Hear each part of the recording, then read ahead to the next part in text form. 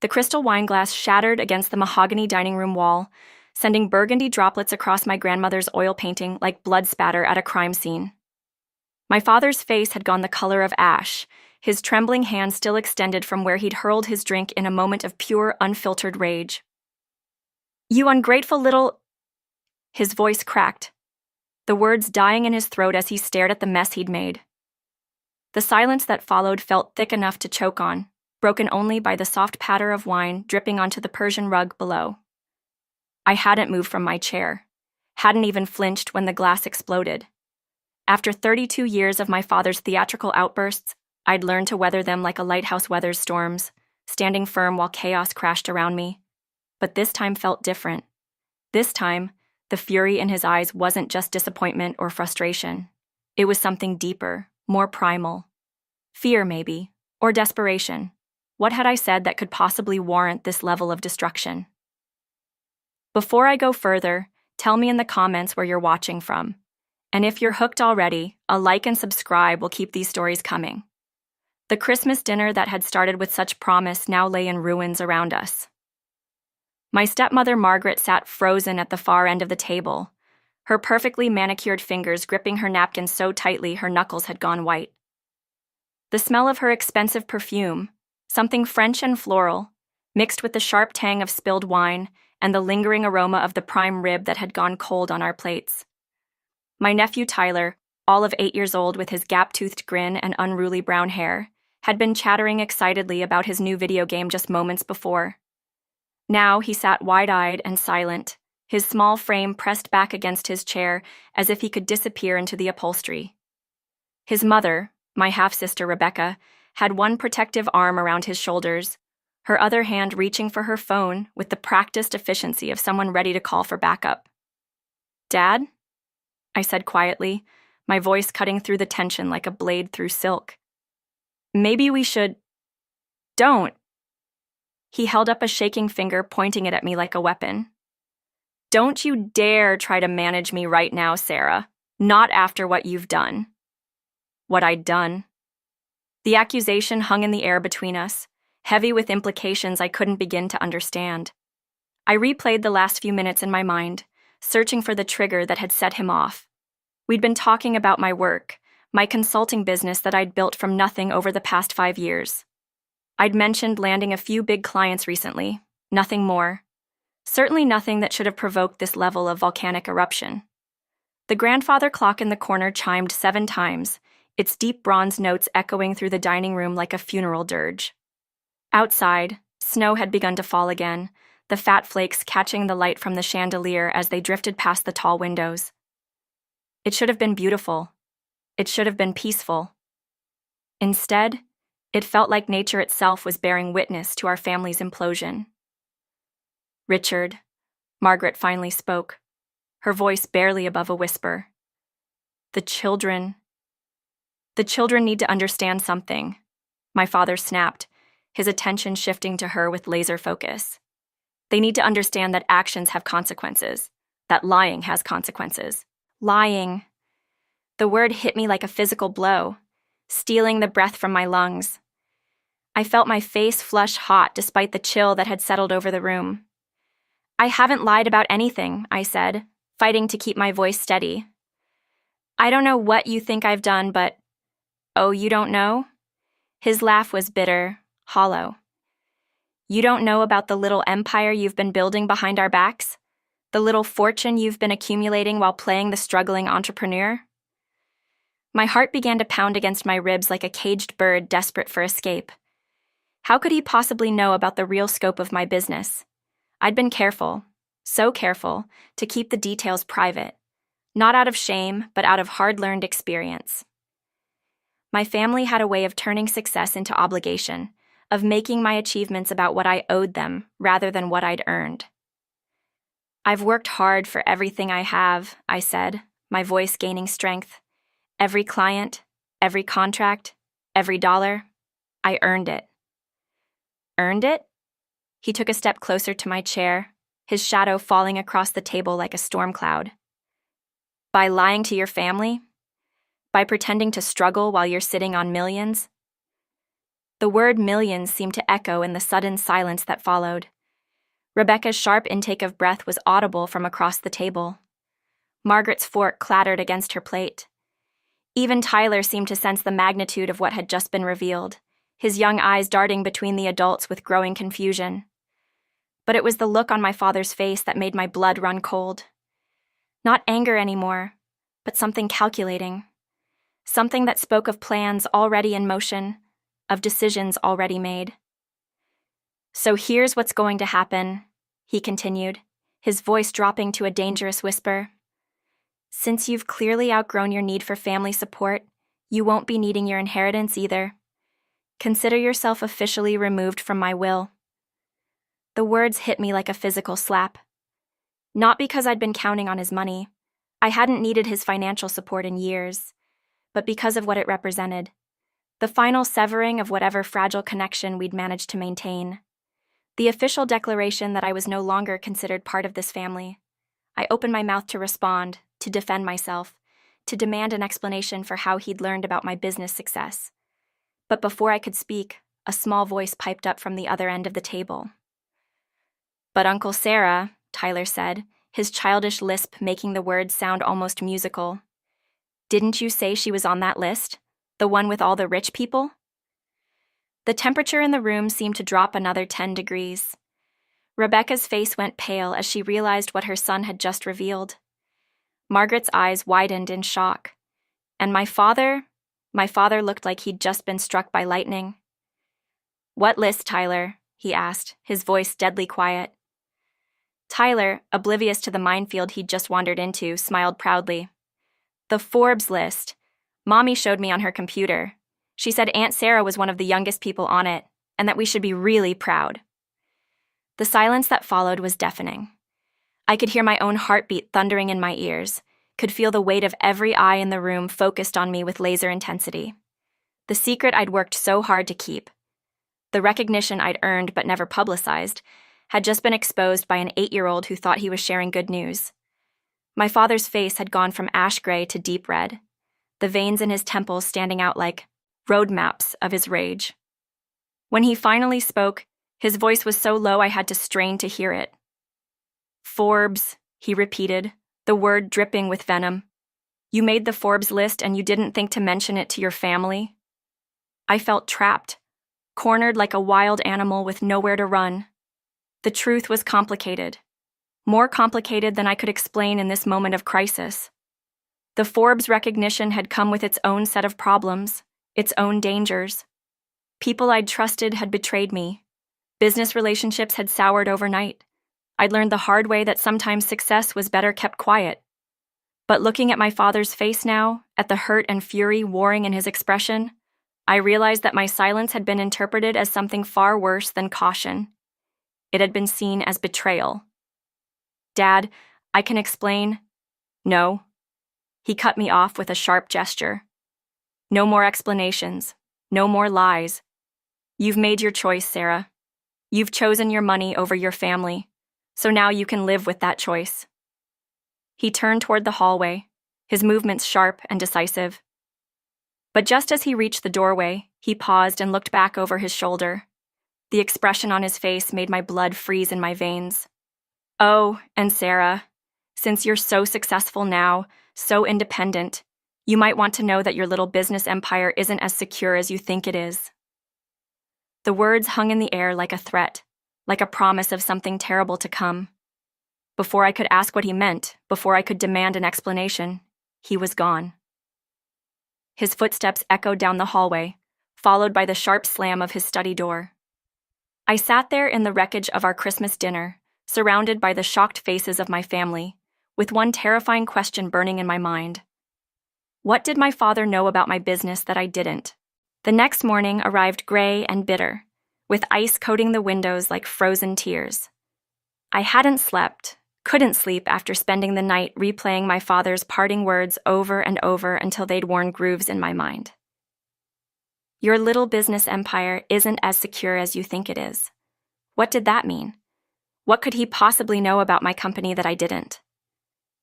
I sat at my kitchen island, nursing my third cup of coffee and staring at my laptop screen. The Forbes article was still there, still real, still the source of last night's disaster. Sarah Chen, 32, disrupting the corporate consulting space, read the headline, accompanied by a photo I'd reluctantly agreed to after weeks of pestering from their photographer. In it, I looked confident, successful, untouchable. The irony wasn't lost on me. My phone buzzed against the granite countertop.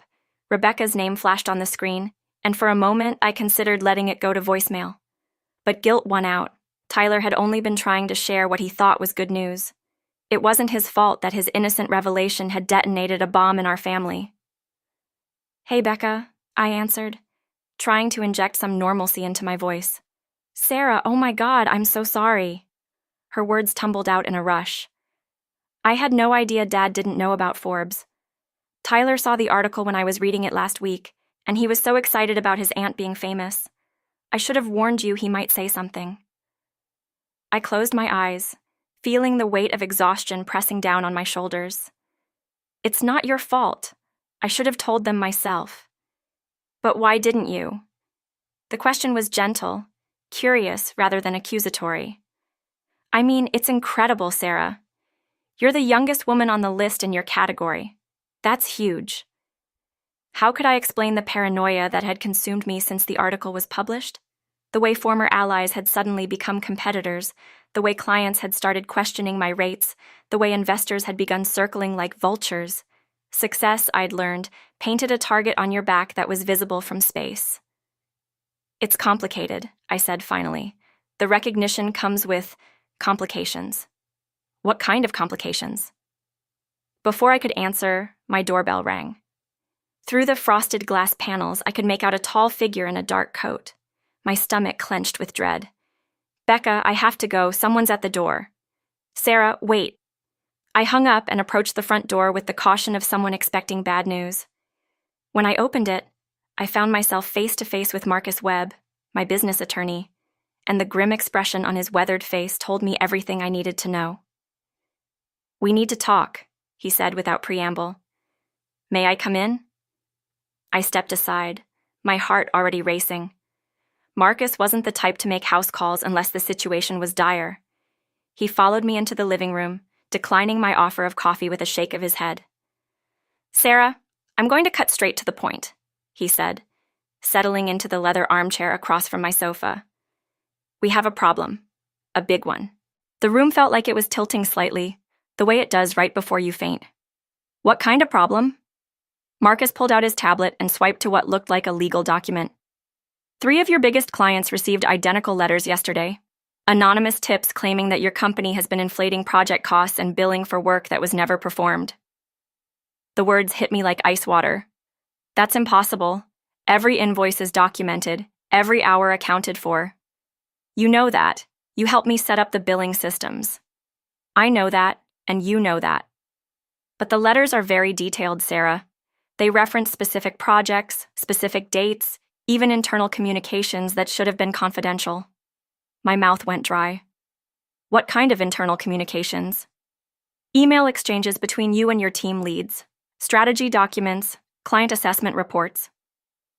Marcus's voice was carefully neutral, but I could see the concern in his eyes. "Someone with access to your systems has been feeding information to whoever is behind this." I sank onto the sofa, my legs suddenly unable to support me. The implications were staggering. Not only was someone trying to destroy my reputation, but they had inside access to do it. Someone I trusted, someone I'd welcomed into my professional family, was systematically dismantling everything I'd built. "Have the clients responded?" I asked, though I wasn't sure I wanted to hear the answer. "Meridian Corp has already suspended your contract pending an investigation. The other 2 are demanding a full audit of all work performed in the last 18 months. Marcus leaned forward, his expression grave.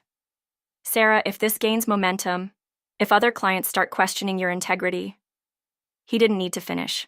I knew exactly what would happen. In the consulting world, reputation was everything. Once doubt crept in, it spread like wildfire. Clients would flee, new business would dry up, and the company I'd spent 5 years building would crumble in a matter of weeks. "Who would do this?" I whispered, more to myself than to Marcus. Who has this level of access? That's what we need to figure out. Fast. He stood up, pacing to the window that overlooked my snow-covered garden. I've already contacted a private investigator, someone who specializes in corporate espionage. But Sarah, there's something else. The way he said it made my skin crawl. What? The timing of these letters coming right after the Forbes article, it's not a coincidence. Someone waited until you were in the spotlight to strike. They wanted maximum damage. My father's words from the night before echoed in my mind with new, terrifying clarity. Your little business empire isn't as secure as you think it is. Had he known this was coming? Was he somehow involved? The thought was so absurd, so paranoid, that I almost dismissed it immediately. But then I remembered the calculating look in his eyes, the way he delivered that final threat. My father was a successful businessman himself, with connections throughout the industry. If someone wanted inside information about my company, he would know how to get it. Marcus, I said slowly, I need you to look into something for me. I need to know if my father has had any contact with my clients or competitors in the last few months. Marcus raised an eyebrow. Your father? Sarah, what aren't you telling me? Before I could answer, my phone rang again. This time it was David Kim, my lead project manager and one of the few people I trusted completely. Or at least I had trusted him completely until 5 minutes ago. Sarah, we have a situation. David's voice was tight with stress. I just got off the phone with Jennifer at Apex Industries. They're pulling out of the merger consultation project. They said they received some kind of anonymous tip about billing irregularities. My heart sank even further. Apex Industries was my biggest client, representing nearly 40% of my annual revenue. Losing them would be catastrophic. David, I need you to do something for me, I said, my mind racing. I need you to pull the access logs for our internal systems. I want to know everyone who's accessed client files in the last 3 months. Access logs. Sarah, what's going on? Someone's been feeding information to our competitors. Someone with inside access. The words tasted bitter in my mouth. I need to know who. There was a long pause on the other end of the line. When David spoke again, his voice was carefully controlled. Sarah, you know I would never. I know. I cut him off, though the truth was I didn't know anything anymore. Just pull the logs, okay? We need to figure this out before it gets worse. After I hung up, Marcus was watching me with a mixture of concern and professional calculation. Sarah, if your father is involved in this somehow, we need to be very careful about how we proceed. Family disputes that spill into business can get very ugly, very quickly. I nodded, though my mind was already spinning with possibilities, each one more disturbing than the last. If my father was behind this attack on my business, it meant that last night's dinner had been more than just a family argument. It had been a declaration of war. My phone buzzed with a text message from an unknown number. Check your email. You're going to want to see this. With trembling fingers, I opened my email app. At the top of my inbox was a message with no sender name and a subject line that made my blood freeze. The truth about Sarah Chen. I clicked on it, and my world tilted completely off its axis. The email contained a detailed dossier about my business practices, complete with fabricated evidence of financial impropriety. But that wasn't the worst part. The worst part was the signature at the bottom, the name that explained everything and nothing all at once, sent on behalf of Chen Family Enterprises. My father hadn't just known about the attack on my business. He was orchestrating it. The dossier felt like holding a loaded gun pointed at my own head. Page after page of meticulously crafted lies, each one designed to destroy not just my business, but my entire professional reputation. Financial records that had been doctored to show inflated billing. Client testimonials that had been twisted to suggest dissatisfaction. Even photographs of me at business dinners that had been captioned to imply inappropriate relationships with married clients. It was character assassination at its most sophisticated, and it bore my father's fingerprints all over it. Marcus read over my shoulder, his breathing growing heavier with each page. This is comprehensive, he said finally, his lawyer's training keeping his voice steady even as his face had gone pale. Whoever put this together has resources, serious resources. I scrolled to the bottom of the document, where a distribution list showed exactly how far this poison had already spread. Every major consulting firm in the city, 3 business journals, the Better Business Bureau, even my alma mater's business school, where I occasionally guest lectured. "He's trying to destroy me completely," I whispered, the full scope of my father's betrayal finally sinking in. Not just my business, my entire career. My phone rang, and I saw David's name on the screen. When I answered, his voice was strained with panic. "Sarah, I've got the access logs, but we have a bigger problem. Someone just leaked our entire client database to TechCrunch. They're running a story in an hour about how we've been overcharging clients and cutting corners on deliverables." The room started to spin. TechCrunch had millions of readers in the business world. Once that story went live, it wouldn't matter if the allegations were false. The damage would be irreversible. "David, I need you to call every client on our roster, right now. Tell them we're dealing with a coordinated attack and that we'll be providing evidence to clear our name within 24 hours. "What evidence?" David's voice cracked. "Sarah, if this stuff is fabricated, how do we prove a negative?" It was a good question, and one I didn't have an answer for. How do you prove you didn't do something when someone has created convincing documentation that you did? Marcus was already on his phone, speaking in rapid, urgent tones to someone about emergency injunctions and defamation suits. But I knew it was too late for legal remedies. In the digital age, reputation moved at the speed of light, and once it was damaged, all the court orders in the world couldn't put it back together. I walked to my window, staring out at the snow-covered street where I'd grown up. 3 houses down was the Chen family home, where my father was probably sitting in his study right now, watching his plan unfold with the satisfaction of a chess master executing a perfect endgame. But why? That was the question that burned in my chest like acid.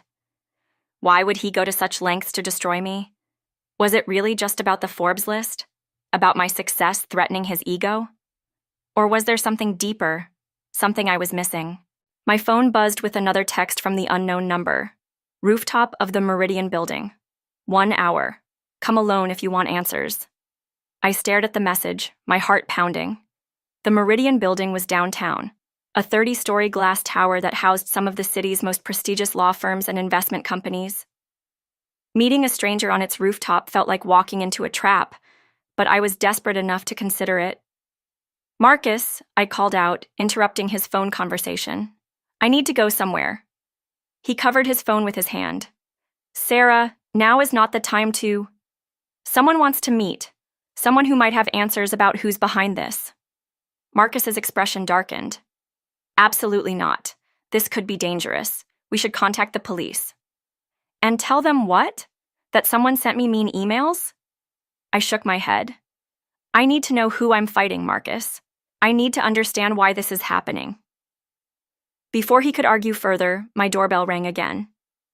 This time, when I opened it, I found Tyler standing on my doorstep, his small frame bundled in a bright red winter coat.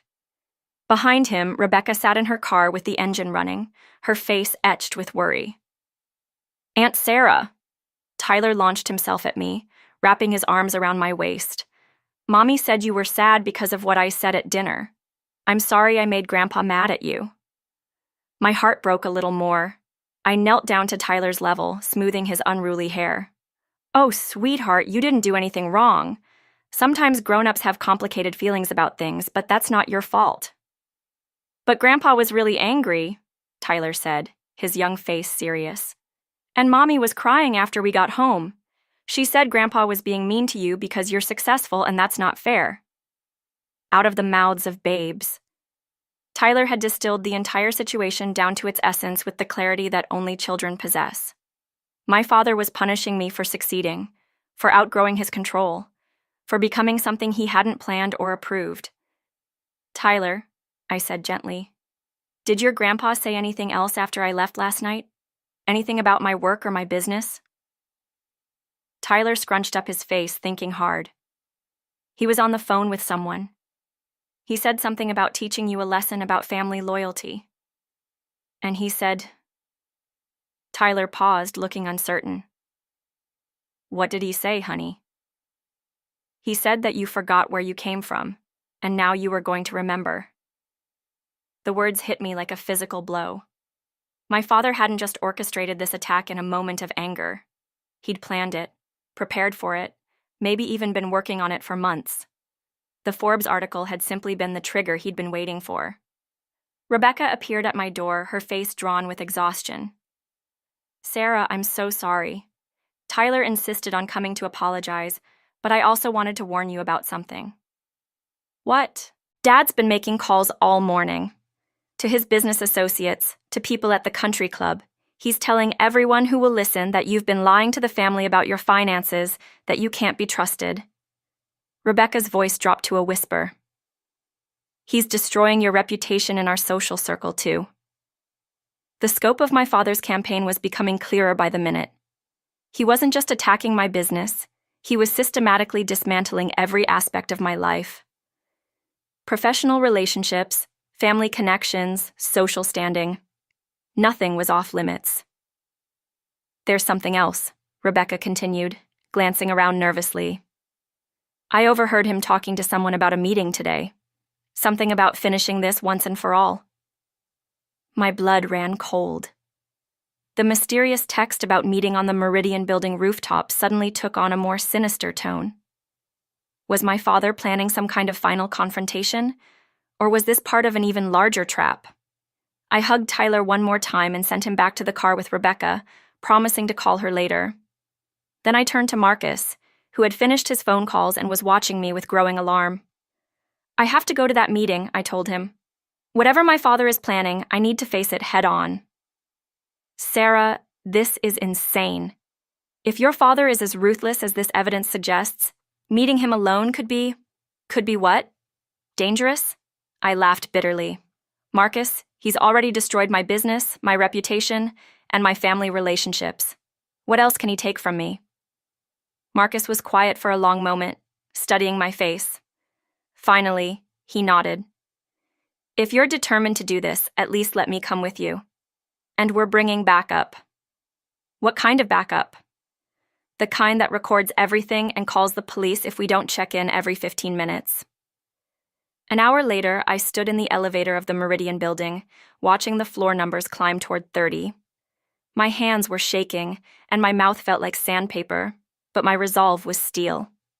Whatever my father had planned, whatever final humiliation he thought he could inflict, I was ready for it. The elevator doors opened onto the building's rooftop access, and I stepped out into the bitter December wind.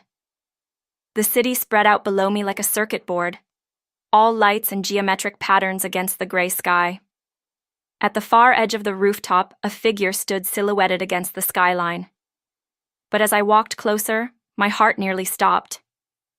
It wasn't my father waiting for me. It was David Kim, my trusted project manager, holding a manila envelope and wearing an expression I'd never seen before.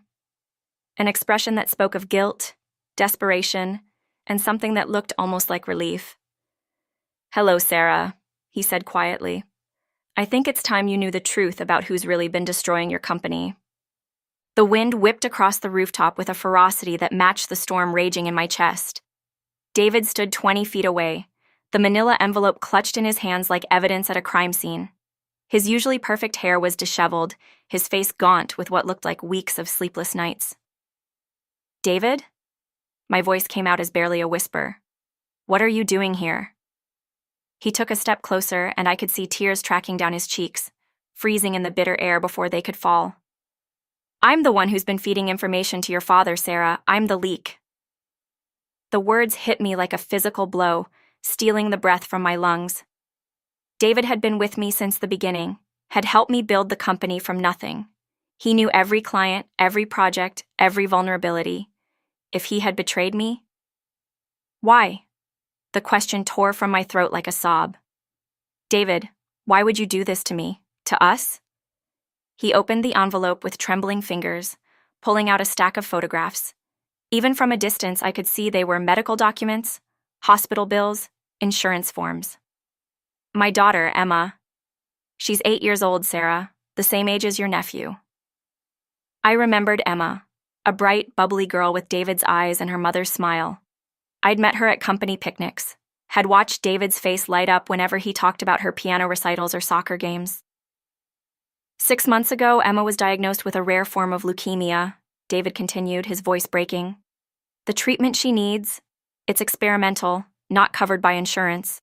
We're talking about $500,000, maybe more. The pieces began falling into place with sickening clarity.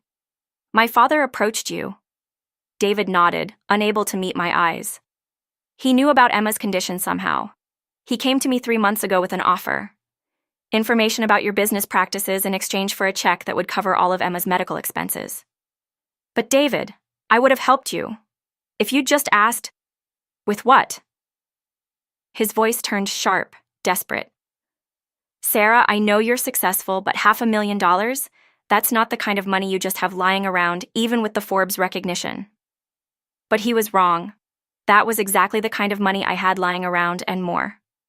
The Forbes article had only scratched the surface of my actual wealth. Through careful investments and a few lucky breaks in the tech sector, my net worth had grown far beyond what anyone in my family suspected. I could have written David a check for Emma's treatment without even denting my savings. You never asked, I said quietly. You never gave me the chance to help. David's face crumpled. I was scared, Sarah. Scared and desperate and not thinking clearly. Your father made it seem like the only option. He said you'd never understand, that successful people like you don't really care about the little people who work for them. The manipulation was breathtaking in its cruelty. My father had found David's pressure point and exploited it with surgical precision, turning my most trusted employee against me, while simultaneously destroying my business and my reputation. There's more, David said, pulling out another document. Your father didn't just want information. He wanted me to plant evidence, fake billing records, altered emails, fabricated client complaints, most of what's in that dossier. I created it. The admission should have filled me with rage, but instead I felt only a hollow sadness. David wasn't a villain. He was a victim, just like me. My father had weaponized a parent's love for their child, had turned desperation into betrayal. David, we can fix this, I said, taking a step toward him. We can expose what my father did, clear both our names. And Emma, I can help with Emma's treatment. I have the money. For a moment, hope flickered in David's eyes, but then his expression hardened again, and he shook his head. It's too late, Sarah. The damage is done. Even if we prove the evidence was fabricated, who's going to trust either of us again? Your father made sure of that. So what are you saying? We just give up? David looked out over the city, his shoulders sagging with defeat. I'm saying I'm done being his puppet. That's why I asked you to meet me here, to give you this. He held out a flash drive, small and silver in the palm of his hand. Everything's on here. Every conversation I had with your father, every piece of evidence I fabricated, every instruction he gave me. It's all recorded. I stared at the drive, hardly daring to believe what I was hearing. You recorded him? I started recording our meetings after the first one. Something about the whole situation felt wrong, and I wanted to protect myself. I never thought... He trailed off, shaking his head. I never thought it would go this far. I took the flash drive with trembling fingers, feeling its weight like it contained the secrets of the universe. With this evidence, I could expose my father's scheme, clear my name, and maybe even save my business. But more than that, I could finally understand why he had done this to me. David, there's something I need to know. In those recordings, did my father ever explain why? Why he wanted to destroy me? David's expression grew troubled. Sarah, your father, he's not well. Financially, I mean. Chen Family Enterprises is in serious trouble. Has been for months. The revelation hit me like a thunderbolt. My father's company, the business empire he'd spent decades building, was failing. And I, with my success and my Forbes recognition, represented everything he was losing. He said you were an embarrassment to the family name, David continued, that you'd gotten too big for your britches and needed to be reminded of your place. But I think he was really just jealous and scared. Scared. The word resonated with a truth I'd been too hurt and angry to see before. My father wasn't a master manipulator orchestrating my downfall from a position of strength. He was a desperate man watching his life's work crumble while his daughter soared to heights he'd never reached. It didn't excuse what he'd done, but it explained it. And somehow, that understanding felt like the first step toward healing. "What happens now?" David asked, his voice small and uncertain. I looked at him, really looked at him, and saw not the betrayer who had destroyed my business, but a father who had made an impossible choice in an impossible situation. "Now we fix this, together." Over the next hour, as snow began to fall around us on that windswept rooftop, David and I crafted a plan. We would release the recordings publicly, exposing my father's scheme and clearing both our names. I would personally fund Emma's treatment, and David would help me rebuild the business stronger than before. But first, there was something I needed to do. The Chen family home looked exactly the same as it had the night before, but everything felt different as I walked up the familiar driveway. I had the flash drive in my pocket and Marcus waiting in the car. But this wasn't about legal strategy or public vindication. This was about family and forgiveness, and the complicated love that binds us even when we hurt each other. I found my father in his study, sitting behind the massive oak desk that had intimidated me as a child. He looked older than I remembered, more fragile, with deep lines around his eyes that spoke of sleepless nights and heavy burdens. "Sarah." He didn't seem surprised to see me. "I suppose you've come to gloat." "No, Dad. I've come to understand." I placed the flash drive on his desk, watching his face carefully. He stared at it for a long moment, then looked up at me with something that might have been relief. "David told you everything." "Everything." I sat down in the chair across from him, the same chair where I'd received countless lectures about responsibility and family loyalty. "Including the fact that your company is failing." My father's composure cracked, just slightly. "I built that business from nothing, Sarah. 40 years of my life, and now it's all falling apart. And meanwhile, you..." He gestured helplessly. "You make it look so easy." "It's not easy, Dad. It's never been easy. But I had advantages you didn't have when you started. Technology, global markets, opportunities you couldn't have imagined 40 years ago. And talent," he said quietly. "You have talent I never had." The admission hung between us like a bridge across a chasm.